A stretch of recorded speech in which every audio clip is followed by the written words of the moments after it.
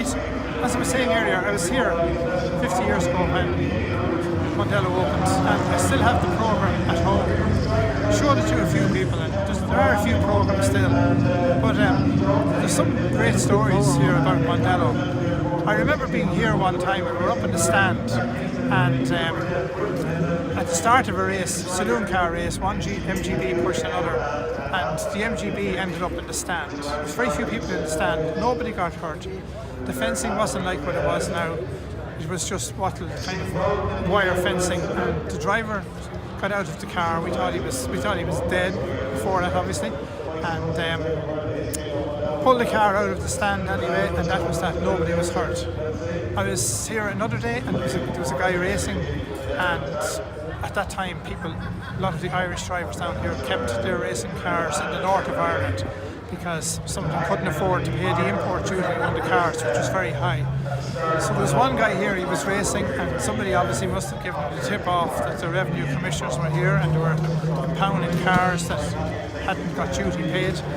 So somebody must have given him a signal on the pits or something, but one of the marshals opened the gate and he drove out onto the main road and away to the north in the car. Now, it was obviously a saloon car, it wasn't a Formula One, or you couldn't drive down the main road with it.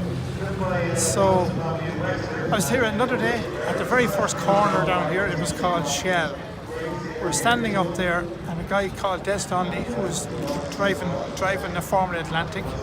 I'm not sure which one.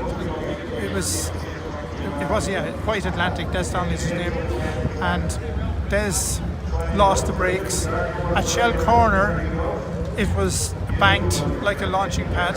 Des went straight over the bank. There was a guy parked in a Fiat 128 Sports. He scraped the top of your man's car because he was sitting lengthways watching the race, and he ended up in the car park and hit up. Fantastic. I'll tell you some more things in a few minutes. Okay. We started coming here first, my friends and I. We didn't go up into the stand because we felt it was like watching racing on television.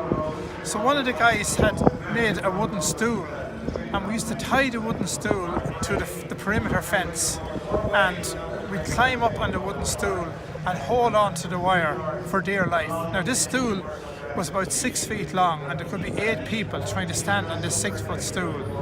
But we felt we were at racing, and we were at racing because we were down at the track at the same level of the cars. When we went to the stand, we felt we were removed from the racing.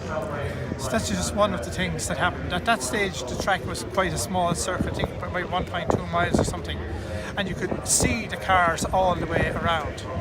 And then there was a guy called Robin Rhodes did a commentary here. He was a fantastic commentator. He could make a race out of no race. He'd be shouting about a car leading, and then you look and you discover the car is a half mile down the track, and he's not even competing maybe.